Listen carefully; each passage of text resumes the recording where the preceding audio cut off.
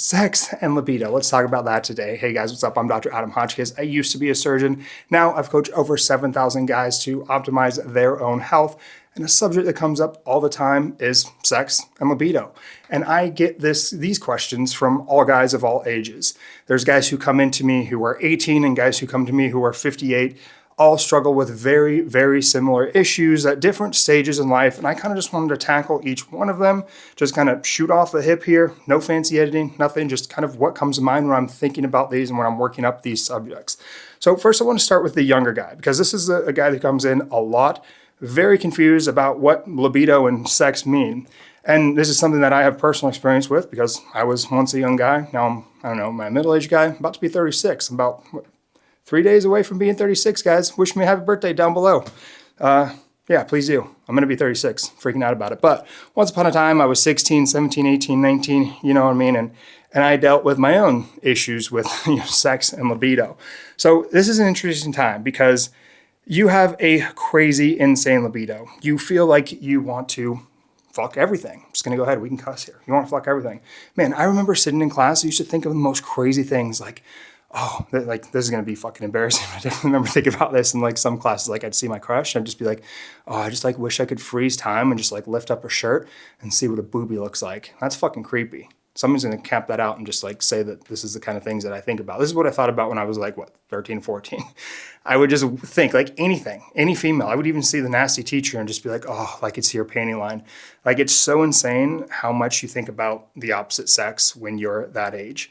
And then you get to that point when you actually can start to have sex. And what happens to a lot of guys is we meet a girl, everything's going right. We're getting, we're making out, hands are moving. And then you get to the point where you're actually about to fuck and suddenly your dick doesn't work. This doesn't always happen with the first girl for a very important reason. Because usually at that age, not everybody has this experience, but usually at that age, I feel like you dated for a while and you probably went through months of making out. And back in my day, we would write notes. We didn't have text. We would write notes every night, give them to each other at school, tell each other how much you love each other, talk on the phone endless hours. But you would make out, you would grab a boob, they'd stroke your dick, you might finally get some head, you might finally go down. Or it takes months before you get to the actual act of intercourse. And by then you've built up a really close bond. And you're pretty comfortable. So when the actual act goes, you do feel like you love that person, you have intimacy with that person, and you have decent sex. And then that continues on. This is what I think a lot of people's first is. I'm sure a lot of people just have a one-night stand.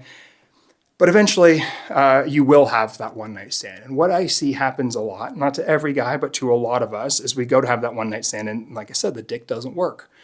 And like, why is that? And unfortunately today, today's day and age, like social media and everything, all we talk about is testosterone, testosterone, testosterone, which is a targeted ad campaign by many of the big TRT clinics to convince you that you need TRT, even at a young age. And likely you don't, especially at that age. Now, don't get me wrong, we talked about in a million videos, some people do have low testosterone at that age, and that is a phenomenon that we see. But more likely than not, what's happening in this state is you are nervous. I mean, admit it, like think back to that time. It is fucking frightening. Like I've had many one-night stands. And even after of having multiple girls, when I go with that hot girl for the first time, it can be hard to get that thing up. Why is that? Well, let's think about it. Sex is a very interesting nervous experience or central nervous system experience, right? We have both our sympathetic nervous system, that's fight or flight, and that is needed during like the arousal, some of it, but we also need the parasympathetic to be there, the rest and digest and be calm. So what I tell people is when you are super nervous about hooking up with that chick for the first time, you're producing the same neurochemicals that you would be if you were running from a bear. And your body, your brain doesn't know. Those signals don't come with a little bit of like an asterisk that says, hey, this norepinephrine and epinephrine is coming from a hot chick. Respond differently than the norepinephrine and epinephrine coming from a bear. It doesn't have that. There's not that nuance. The brain and the body just respond to it as this is a stress hormone. This guy is in a fight or flight situation. This is not a time to reproduce, which makes sense. You're not going to be fucking someone while you're running from a bear. I mean, some people might be into that, but most of us probably won't be able to do that. So what the body does then is kind of shut down the blood flow in there. You have cortisol, epinephrine, norepinephrine, like I was saying, you have all these stress hormones being released. and your body does not think that you're in a state to reproduce. So you don't get an erection. And it's funny, my good friend Dave Lee is what kind of prompted this talk, is he just posted up a thing like, if you're having issues getting hard, you probably don't have an erection issue, you have an intimacy issue. And I found this in myself when, like I mentioned previously, your first girl, if you've built up that intimacy with them, it's usually a lot easier. With my wife, haven't had, ED in years. Did I the first few times? Yeah, a little bit.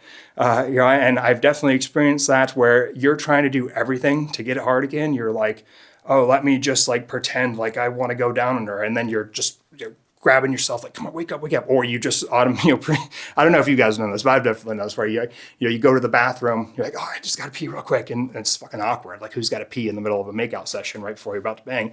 You're like in the bathroom, like punching it, like, come on, wake up, dude, let's do this. It can be really hard. And I used to literally have to trick myself into caring for the girl. Like if it was one night stand, I'd be thinking back like, she's got a really cute smile, like trying to convince myself like I really like her. That thing she said, that was really smart. She's so intelligent. I'd have to like trick my brain into thinking I actually care and like this person. So like Dave said, it's an intimacy issue. We shouldn't just be having sex with any and everything. Now, a lot of the people, like, I don't know, red pillars and stuff might disagree. I do think that sex is a very important thing that, only two people who care about each other should be having. It's easier to say that now. Again, I've had a lot of one-night stands and hookups where I wasn't thinking that way. When I look back, I probably would have been better served just saving that experience for somebody who I cared about. So just be mindful of that. Like if you're having trouble with getting it up with somebody, maybe it's the intimacy issue and not a testosterone or an erection issue, particularly if you're able to achieve an erection when you're by yourself. Now, sometimes people aren't, and that's a different subject. We could talk about that and hormones, and we have on other videos on this channel. So the first is the intimacy issue, when you're a younger guy and you're just nervous, and that's what it is. And another time when these nerves kick on is that when that's happened one or two times where you can't get it up, that is psychologically scarring for every one of us. Like I said, I've had times with multiple girls in the first time when I didn't get it up. Each time when I went to go get with another girl, that would be forefront of my mind. Like, I didn't get hard that one time with that really hot chick. I might not get hard this time. And again, those stress hormones and neurotransmitters start kind of propagating and filling and flooding your brain, and your brain telling your body, like, let's fight or flight right now. We are not in the state to have sex. So if you've had that where one or two times you were unable to achieve an erection, and each time that you go on to have sex, even if you have become comfortable with a partner, because I've seen it happen even in marriages, just one day something happens and it fucks the guy up, especially if the girl kind of, says something about it, that really messes us up. So if that happens, a few things I like to do. First thing is have a good enough relationship with the female. And I guess even if you don't have a good enough relationship with her, just let her know what's going on. And I think that it's so much better to let her know what's going on. Why? Is because if you don't let her know what's going on, we are all very, very self-righteous. We all think that everything is all about us. We're all self-centered. If you're not getting hard, she's not thinking that you're impotent. She's not thinking that you're weak. She's not thinking you're lame. She's thinking she sucks. She's ugly. She's not good enough to get you hard. Most girls will be thinking that. And you'll be sitting there thinking everything's wrong with you, blah, blah, blah. So if you just communicate like, hey, you're super hot. I got all up in my head. I really want to please you. I want to make this really good. And I got so worked up about it that I went limp. Can we just start over? Or I like it when you touch me this way, or like it that way, or do whatever, and just like start over and be calm and let her know, let it all on the table. If you can't do that, well, I would try to find a girl that you can do that with. And if a girl were to ever not be receptive to that, then kick that girl to the curb. You don't need that in your life. But if you're not willing to do that, the next would be, I really do like the use of the phosphodiesterase 5 inhibitors like tadalfil or viagra in those use cases to more help psychologically. So when you take those, you psychologically have this like shield of armor, like this confidence, like, hey, I've took a medication that is going to give me a crazy erection when I get blood flow down there. And it just kind of makes you a little bit more confident. So that can really help to make you confident. You can go a step further. This is what I've done in the past too. I would take like PT141, tadalfil. PT141 is the kind of libido peptide. And again, it was more psychological, like, hey, I took that, I took tadalfil, I'm going to be, swinging some hard dick today because I just felt like I was really confident. So try those things out. Again, build intimacy with the person, be honest with the person, and take those things until you've, had a few really successful goes and you get that confidence back. The next thing that I see guys run into is the overuse of porn. And now this isn't a campaign or a crusade against porn. I don't think there's anything inherently wrong with porn, to be honest. I don't really fall into that camp. I know it's really cool and trendy to be anti-porn these days. Like all things, if you guys know me, I am very nuanced. I don't like black or white. I don't like dogma. I'm not going to say porn is completely bad all the time. It can be super healthy. What's wrong with looking at naked people and getting turned on and doing your thing and going on about your day? If you're doing it like that, it can be okay. But when it becomes problematic is if that's all you're doing or you're doing it too much and you're desensitizing yourself to the real thing. So I will say that sex is always a lot better the more that I, abstain or withhold from porn.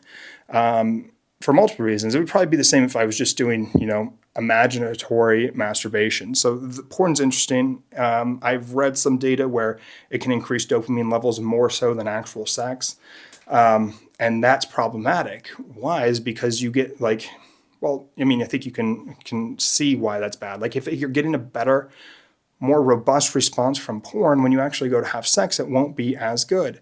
And a lot of guys, in particular younger guys or even older guys, and they're in relationships and stuff, will spend a lot of their free time on porn. And then when they go to have sex, it's not that great and they can't achieve the erection because it's just not as stimulatory. It's not a 10 out of 10 girl who every time you touch her is moaning and having a shaking orgasm and squirting all over the whole fucking house, So it's a problem. You're like, oh, this just isn't as good. It's kind of like, when people are in RPGs and role-playing games and they're just like a badass and it's crazy and then they just don't do that good at life because, they get too stimulated in the game. Very, very similar here. Another interesting thing is actually the mechanics about it. So a lot of guys will just, pop open their phone or computer, do a dry rub, and that is not the same as a female physiology. And this is weird to think about, but if you're just doing a dry rub and getting used to orgasming to coming that way, it's going to be hard to achieve that same outcome, which is the orgasm, by a wet female vagina. As weird as that sounds, I've seen that happen to a lot of guys. They call it like the death grip or whatever, because guys will just get used to that mechanism, those mechanics of achieving the orgasm, and so they have a hard time with the vagina. So if you are over consuming porn, if you think that is becoming problematic, I would say try to not do it. And I also like to make life hard sometimes and stop yourself from doing something that you want to do. If you're home alone and you go to watch porn, stopping yourself, it takes a lot of willpower and mental toughness because you really want to do that right then. And it's just the same as like food or anything else. Like if you want to go have a slice of that cake, you're like, nah, like that helps to build a lot of willpower and mental toughness. So look at it that way too. But I guarantee if you're a married man, say, and you are home alone and you were to go, rub one out, if you don't, the sex that night will be much better than if you did. It can be even hard if you're an older married guy to have sex twice in a day just due to the prolonged refractory time. So that's two. Porn is another issue that I do see. Again, not anti-porn, just think about how it may be impacting your libido and your erection quality. And then 3, guys who have a very normal, stressful life, and they think that their libido should be the exact same as it was when we were that, age 13 through 19, like I mentioned before, fantasizing about freezing time and taking a peek under your crush's shirt. Like, it's not going to be that way ever again. And I don't care how high your hormones are. I've had my hormones super high. My libido has never felt like that ever again. And it's normal. And what happens to guys is they go through life and they felt that way. I don't know, it probably goes on to mid-20s or so, where you just feel so rambunctious, like all you want to do, again, just want to fuck everything. And then you start to grow up and you get a lot more responsibility. You grow as a human being, you have a job, a career, you may be building a business, you may have a family, a wife, you may have kids, you may have people who depend on you, you have bills, taxes, all kinds of fucking shit. You turn on the news, you're stressed out. Don't watch the news, by the way, it's fucking horrible. You have all these things that are stressing you out. You are not that same person who you were when you were 17. Your only responsibility back then was, turning in a history assignment. Maybe you had a part-time job after work at like a, I don't know, ice cream shop or something. Like you had very, very little responsibilities. You had very little things on your mind. Now you have 5,000 things on your mind. You're the head of your household. Your libido is not going to be the same. And the same goes with just like a human. You and your wife are past that honeymoon phase, which is a scientific or psychological term for that is limerence, where you're just in this lust. And now you are partners, and it's deeper than that. And you're not going to want to just fuck her and fantasize about fucking her every single day. And that is okay. That does not mean that you have low testosterone. It does not mean that anything is wrong with you. It just means that you are a normal man who has other responsibilities. And now there's no scientific validity to this that I know. I never really looked it up. But what I've seen, again, after coaching thousands of guys, is that all of us tend to have this decline in our libido probably around like age 30 or so, where we just don't care nearly as much about it. Now, we're always going to be men. We'll always love the pussy. We're going to love having sex. But we just don't care nearly as much. And I hypothesize that potentially it's due to, if you think about it from an evolutionary standpoint, we probably had children when we were those ages, like 15 through like 25 or whatever. Those were our ages of childbirth when we needed to be, or when we were like healthiest and most vibrant. And a lot of people probably died after the age of 30 just due to the lack of modern medicine. You get a cut, whatever, you die. We know that the life expectancy was very short back in evolution, like if we're thinking about our ancestors. So likely would have been close to being dead by, 30s or so. I think that we probably had massive libido in that time so that we could produce at that time when we're at our healthiest. And as we age, our role is more of a protector. We probably help to protect our family, the tribe, things like that. And I think that we have this internal inherent switch. Now, again, this is just me speaking. There's no citations here. Tell me if you think I'm wrong. Tell me if you've had different experiences. But again, after talking to thousands of guys about this, I see this over and over again. We just kind of have this switch where we become more of the, like I said, protector, provider. And that's what really fuels our fire. Once upon a time, it was let me stick my dick in anything and let me be, anything that I do will be to get more pussy. And now it becomes like anything that I do will be to make my family healthier, happier, all that stuff. Like you just become a different person and you have different goals. Let me know your experience, but let me just say that what I wanted to say rather was that if you've had that switch, it does not necessarily mean that you have low testosterone. Again, N of 1 here, that means sample size of 1 is me. I have perfect testosterone levels because I can control that with my TRT. And again, I've coached thousands of guys with their TRT and they have perfect levels. We'll have guys who have like 1,400 testosterone who are like, I just don't have the libido that I had when I was 17. And that is normal. That is okay. That is not a sign of low testosterone. Not to say that you don't have low testosterone, you shouldn't check it out, but I just don't think that we should assume that any time that our dick isn't working or that our libido isn't as high as it once was, that there's something wrong with our testosterone. It can be a sign. It is a very good sign, but there's a ton of nuance here. So I just wanted to impart some of that nuance onto you. I hope you guys like this style. Again, no editing or anything. We're getting ready to move out of here. We have been in Texas. I've been building this company here. You're going to hear a lot more about it coming up soon. It's been super stressful, so I'm sorry I've not been here making more videos. And I hope to just kind of get behind the camera and talk some shit at you guys every now and then without the fancy edits. And I hope that's okay with you. If you are okay with that, let me know that you liked it. Post this on Instagram or something. Let me know you're watching it. Give you a thumbs up. I'll reshare it. I love talking to all you guys. It's so cool when you come in and you say that you found me on the discovery page or you stumbled upon my YouTube and you love it. And so many guys tell me how grateful they are for the information I put out, and that is fucking awesome. It's so cool to know that I'm helping you guys in any way. Really love all you guys. Hate the ones who talk some shit. Just kidding. I love you too. Your engagement. Anyways, I will talk to you guys next time. I don't know when next time will be. I don't know if this will be the last video you ever see here. I might try to shoot another one. This office has been rad. I know a lot of you guys have liked it too, but it's leaving. I'm going to tear this all down. We're headed back to Michigan. We're in Texas now. We got to drive all the way back to Michigan. We got a sick house there though. It's going to be a much better life. Hopefully I will have my company up and running by then. I'm excited. Stay tuned for the growth, guys. I'll see you next time.